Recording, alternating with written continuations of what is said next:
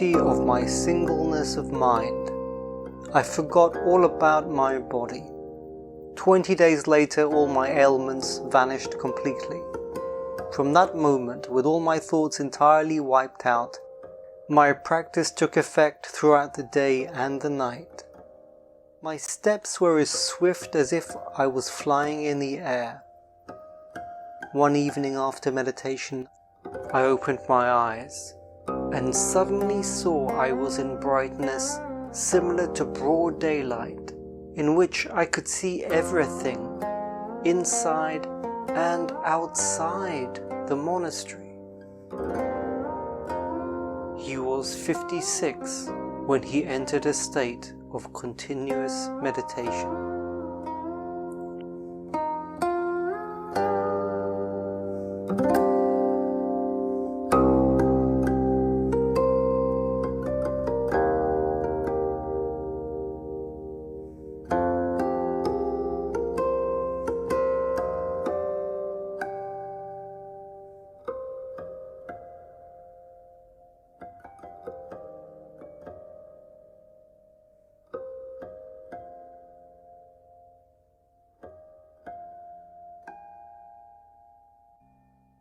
Hello and welcome, wherever you may be on the planet of your dreams.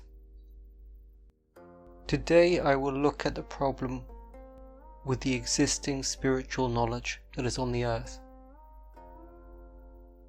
And I will look at how thunderstorms are formed in nature and their inner structures. But let's begin with the importance of the organic life on the earth and mankind for the development of the earth and for the whole solar system.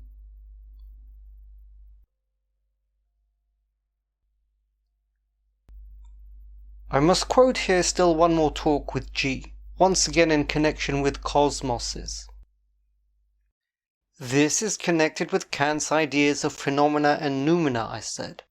But after all, this is the whole point. The earth as a three-dimensional body is the phenomenon. As a six-dimensional body, it is the noumenon. Perfectly true, said G. Only add here also the idea of scale. If Kant had introduced the idea of scale into his arguments, many things he wrote would be very valuable. That was the only thing he lacked. To ordinary knowledge, organic life is a kind of accidental appendage violating the integrity of a mechanical system. Ordinary knowledge does not connect it with anything, and draws no conclusions from the fact of its existence. But you should already understand that there is nothing accidental or unnecessary in nature, and that there can be nothing. And nature is not accidental. Everything has a definite function. Everything serves a definite purpose. Thus, organic life is an indispensable link in the chain of worlds, which cannot exist without it, just as it cannot exist without them. It has been said before that organic life transmits planetary influences of various kinds to the earth, and that it serves to feed the moon,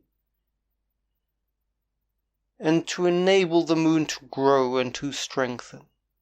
But the earth also is growing, not in the sense of size, but in the sense of a greater consciousness, a greater receptivity. The planetary influences which were sufficient for her at one period of her existence become insufficient. She needs the reception of finer influences. And to receive finer influences, a finer, more sensitive, receptive apparatus is necessary.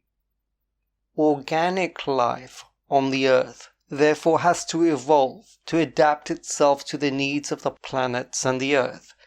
Likewise also the moon can be satisfied at one period with the food which is given her by organic life of a certain quality, but afterwards the time comes when she ceases to be satisfied with this food and cannot grow on it and begins to get hungry. Organic life must be able to satisfy this hunger, otherwise it does not fulfill its function and does not answer its purpose. This means that in order to answer its purpose, organic life must evolve and stand on the level of the needs of the planets, the Earth, and the Moon.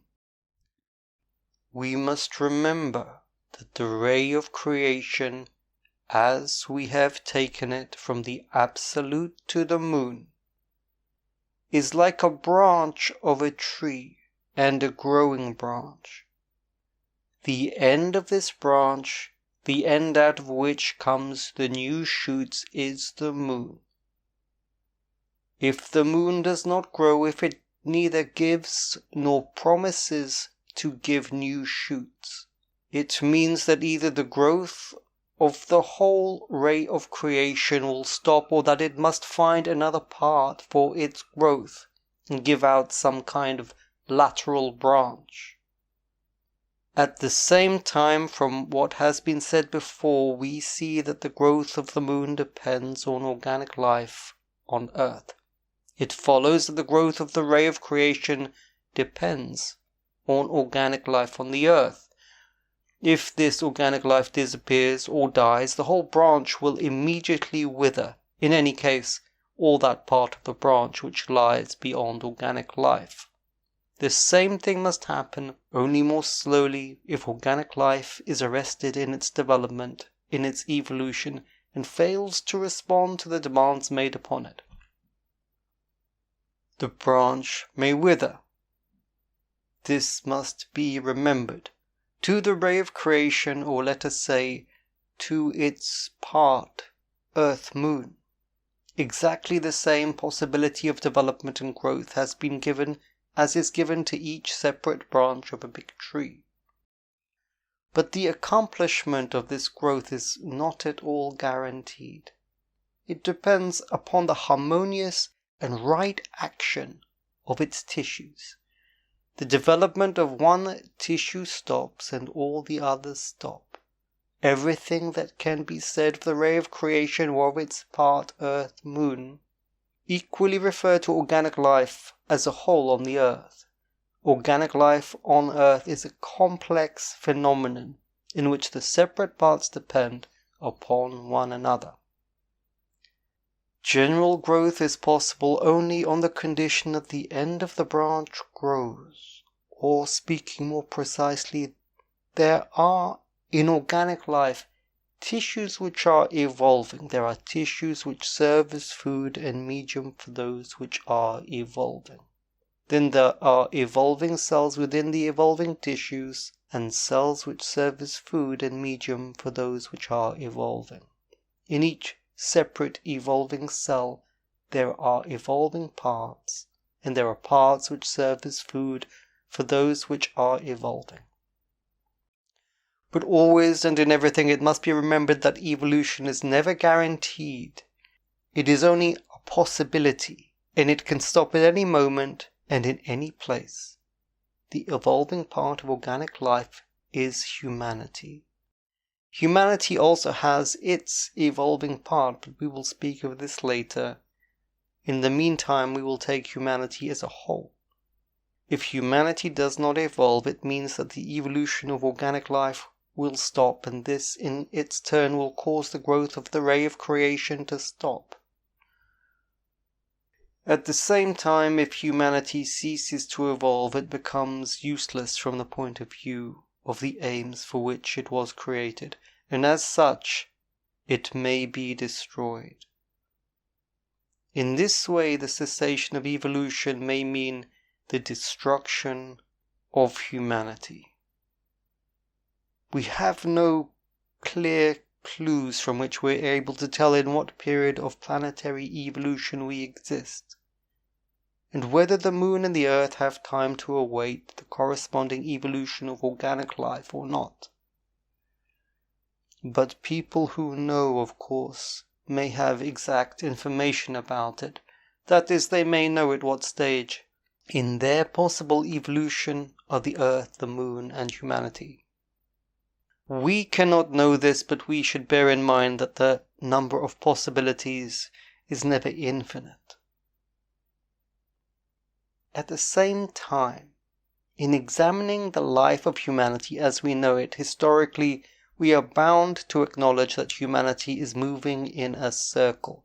In one century, it destroys everything it creates in another, and the progress in mechanical things of the past 100 years has proceeded at the cost of losing many other things, which perhaps were much more important for it.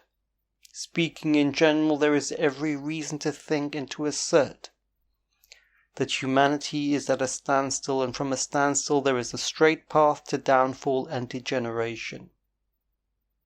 A standstill means that a process has become balanced.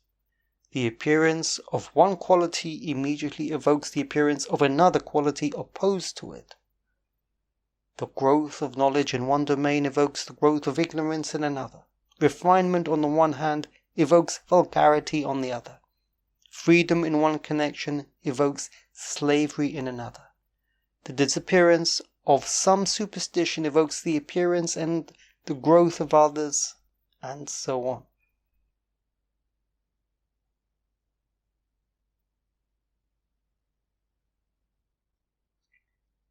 Gurdjieff's descriptions of the cosmos, of the solar system, of the earth, of organic life, as a growing tree is a very beautiful description, and it has a lot of details in it. In the past in Europe we've had the tree of life, which communicates the same message, but it doesn't show the details. Gurdjieff shows the details, and our society, the modern world, is ready for more details, I think. One of the things that is taught in the religious traditions is the idea of growing and dying, the circle and currents of life, generation to generation, the seasons, the winter, the spring, the summer, the fall, completing the circle, and thanksgiving, and then the offering to heaven. We've done our work, we've harvested the earth, and then it is offered to heaven, and something is received. The horizontal work of the earth is converted into a vertical transmission. And that is the art of life that we all must learn. We are all part of different octaves. We must learn the art of assisting each octave that we are part of.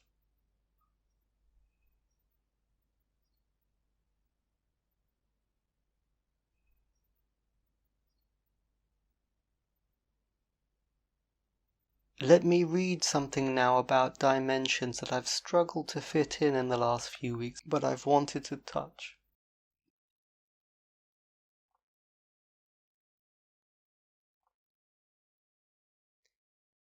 G said that every cosmos was three-dimensional for itself.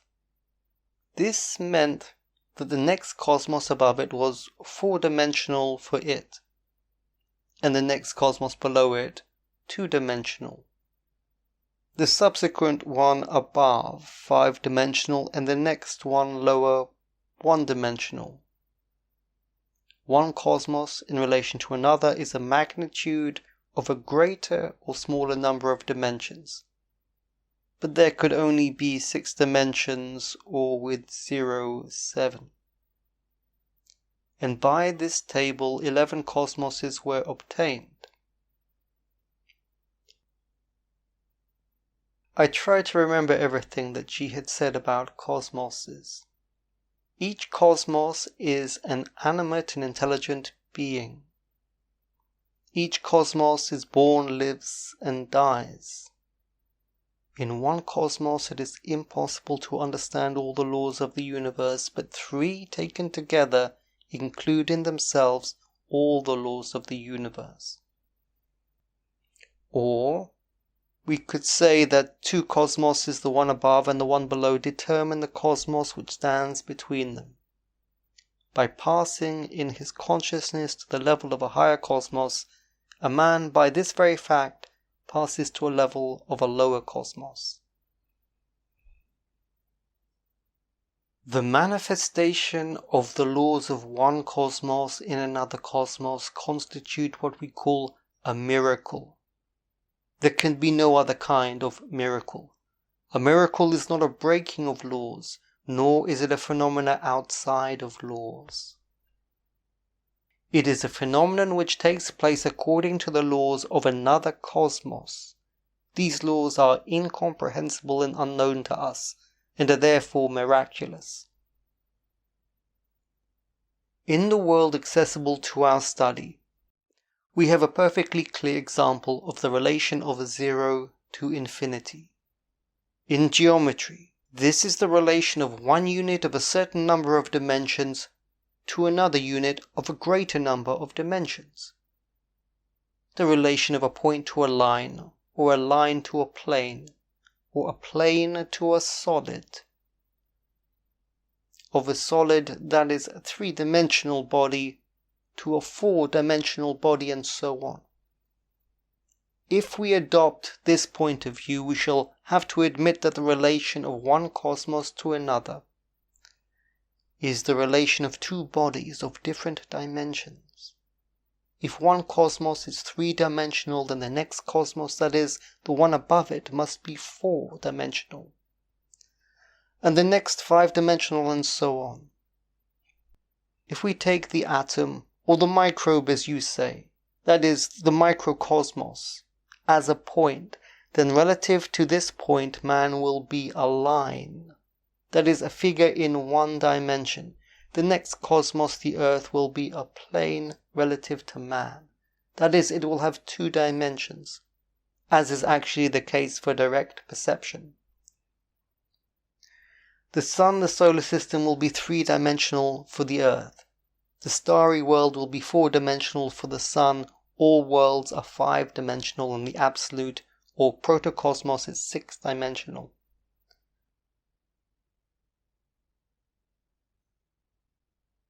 Certainly our perception is tuned both to the world we are born in and also accordingly to our intelligence.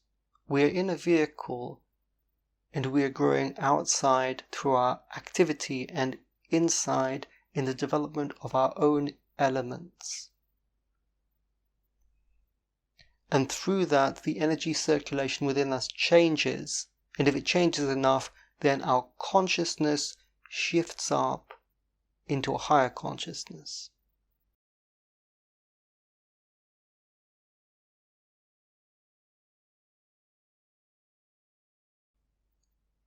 Let me have a look now at some traditional Eastern philosophy. This time this comes from the Chan sect, which is a type of Zen in China. The illusions of the universe is based on the mind. What is this mind except a bundle of thoughts? What are thoughts except ripples in the limitless ocean? The ocean which is the sole existence without a second. Everything other than the self is merely thought formations projected by the self onto a screen.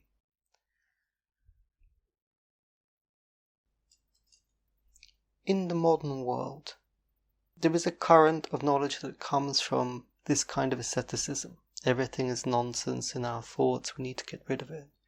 Another current comes from Christian morality. Thou shalt not kill, an eye for an eye, such things like that. Another current is, you've got to make money, you've got to work hard, and you've got to be successful. These are different currents of instruction that cohere together to make our current modern understanding. But these currents are no longer sufficient, and they are not helping us to go where we need to go.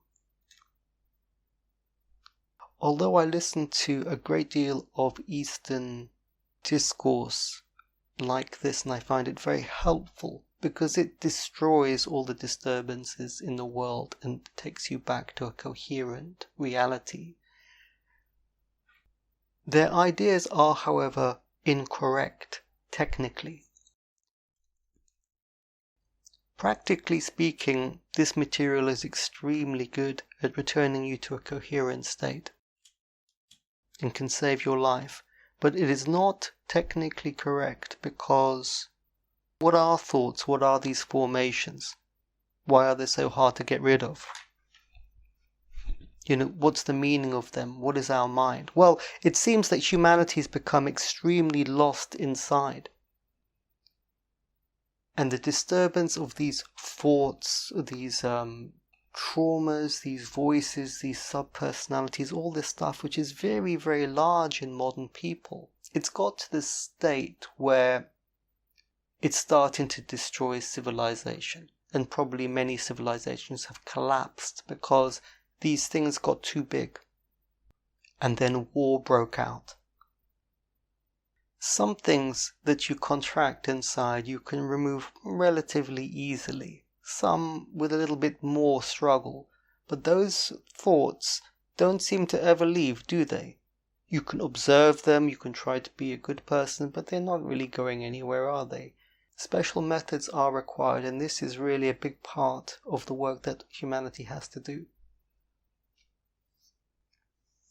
Those mental formations are very high up, and they have a lot of energy and a lot of power. That's one reason why they're so disturbing, and it's also why they're hard to remove. They're high up. They're not physicalized, they're not emotionalized, they're higher than that. And especially, I think, in America, modern society is so high up and so lost in all these mental ideas that are becoming so wild that it no longer is connected to the ground, to life. It is no longer connected to the core of being. And it's too high, and it's starting to die, just like yellow leaves die and fall from the tree. As things stand today, there is not enough of a clarity of representation of what is occurring within us for humanity to respond, for humanity to understand itself and operate on itself. That's where we are today. I wanted to talk about storm formation because Gurdjieff always said that you have to make a nucleus of people that start affecting things. And I've started to try and think in this way. Speaking to people doesn't seem to make any difference, and people don't seem to work in a linear way. It's more like there are fashions or pulses that travel into society and they affect people in that way. To say that in the modern world people have lost connection with the machine. Their hands are not inside their hands. Their feelings are not inside their feelings, and they're not inside their mind properly. It's become very disorganized in there. They live because the vehicle functions as part of a subconscious herd. So they still have the illusion of being alive and having a life, but actually their hands are not operating the machinery. The spiritual world concerns the higher machinery of the higher stories of being.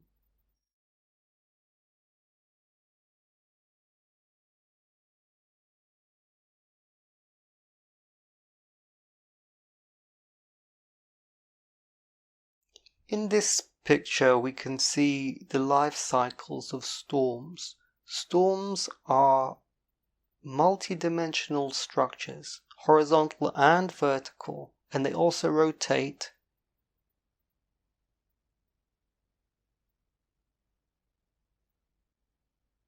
And they exist between heaven and earth.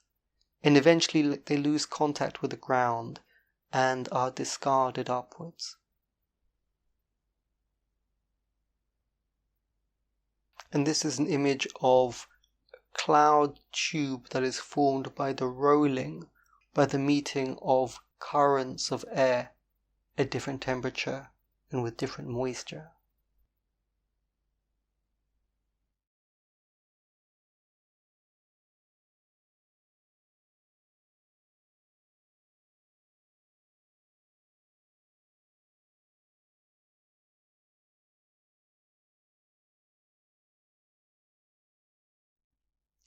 Okay, thank you for listening.